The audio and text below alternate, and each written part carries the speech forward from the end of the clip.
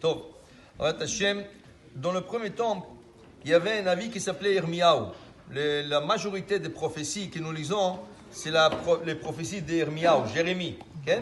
Et lui qui a prophétisé plusieurs fois sur la destruction du temple, au point que les gens de Jérusalem ne voulaient plus l'écouter. Et ils l'ont pris, ils l'ont jeté dans une fosse, dans un puits. Il y avait de la boue. Et il allait se noyer. Okay? Pour vous dire à quel point les gens ne l'aimaient pas. Parce qu'ils n'aimaient pas ces prophéties. Ces prophéties, elles étaient dures. Il les a prophétisées, la destruction de Jérusalem, l'exil de Babylone, tout. Il leur a donné toutes les étapes. Même le livre, celui qui a écrit Echa, okay? Il a écrit 2 fois. La première fois, il y avait le roi Joachim.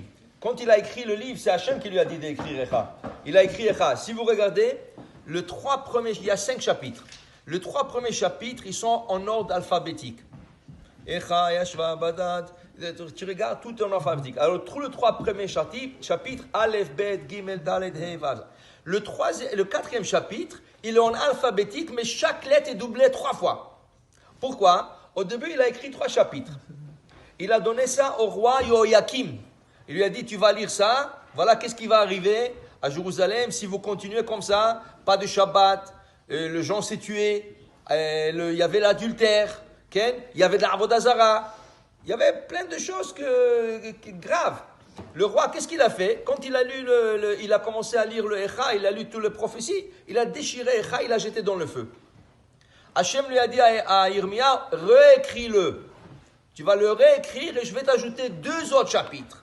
Alors au début, il y avait 3 chapitres. Après, il lui a ajouté 2 autres chapitres. C'est pour ça que le 4e est différent. On a alphabétique avec 3 fois chaque lettre. Okay? Et là, le gens ne voulait pas écouter. Ce qui est intéressant, l'histoire de Yirmiyahu. Vous savez que lui, c'est le arrière-petit-fils de Rachav Azona. Quand Yoshua, il est rentré en Israël, alors la première ville, c'était Jéricho, pour conquérir Jéricho. Okay? Et il pouvait pas rentrer. Alors les deux espions sont rentrés dans la ville. Et il y avait 2. Okay? Et Rachav, la femme qui leur a hébergé, il leur a dit, nous avons peur de vous. Tout le monde a peur de vous. Parce qu'on a écouté la sortie d'Égypte, on a écouté la traversée de la mer Rouge, on a écouté tellement de choses de vous, on a peur de vous. Okay? Alors, elle leur a caché, parce que le roi, il les a cherchés. Et quand les soldats sont partis de chez elle à la maison, sa maison était juste à la muraille, à côté de la muraille. Donc, sa fenêtre donnait hors de la muraille. Qu'est-ce qu'elle a fait? Elle a pris une corde et leur a fait descendre par la fenêtre. Elle a dit, sauvez-vous dans les montagnes, restez là-bas quelque temps, jusqu'à ce que le soldat revienne, parce qu'il vous cherche dans les montagnes. Et quand ils vont revenir, c'est là que vous allez avancer.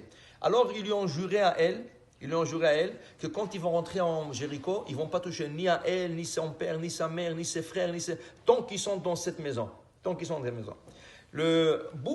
Après, il y avait une histoire, Yoshua Binoun, il s'est marié avec elle, et s'est converti elle. Yoshua Binoun s'est marié avec elle. Okay? Et voilà que l'arrière-petit-fils, c'est Yirmiyahu, Jérémie. Jérémie, c'est l'arrière-petit-fils. Maintenant, quand il voulait le noyer, quand Am Israël, le Bnei Yerushalayim, voulait le noyer, il y avait un Eved Melech HaKushi, on l'appelait Eved Melech HaKushi, il est venu pour le sauver. Et quand il a crié Yirmiyahu, il lui répondait pas. Pourquoi? Il croyait qu'il venait se moquer de lui. Il dit Yirmiyahu, il a commencé à pleurer. Il dit, oui, qui vous êtes? Il dit, je suis Eved Melech HaKushi, je suis là pour te sauver. Alors qu'est-ce qu'il a fait? Il a pris une corde, il lui a fait descendre la corde. Et lui était déjà faible et tout ça, et ça lui a pris beaucoup d'efforts pour monter. Alors lui, Yirmiyahu disait, Hachem, pourquoi tu ne m'as pas envoyé quelqu'un avec une échelle? Pourquoi tu m'as envoyé quelqu'un qui m'a... Il dit non, c'est grâce à ta arrière-grand-mère que tu es sauvé. Ta arrière-grand-mère qui a fait descendre par la corde le Meraglim, c'est ça le srout que tu es sauvé aujourd'hui par une corde. Ça veut dire que c'est le mérite à elle. Lui, quand il était enfant, Yirmiyahu, quand il était enfant, imaginez-vous, il était un ami intime à Nebuchadnezzar. Ils jouaient ensemble. Tous les deux, ils jouaient ensemble. Okay? Alors, un jour, ils parlaient comme ça. Et Nebuchadnezzar disait à Yirmiyahu, tu sais, Yirmiyahu, si moi je deviens un roi, si je deviens le roi de Babylone, moi tout de suite je détruis Jérusalem. Je vais la brûler, je vais tuer tous les habitants de Jérusalem, je vais prendre le butin, je vais prendre tout l'or et tout l'argent. Alors Yirmiyahu, il était jeune, il a eu une prophétie tout de suite que ça va arriver. Il a eu une prophétie que ça va arriver. Alors il lui a dit, écoute, est-ce que je peux te demander quelque chose? Il dit quoi?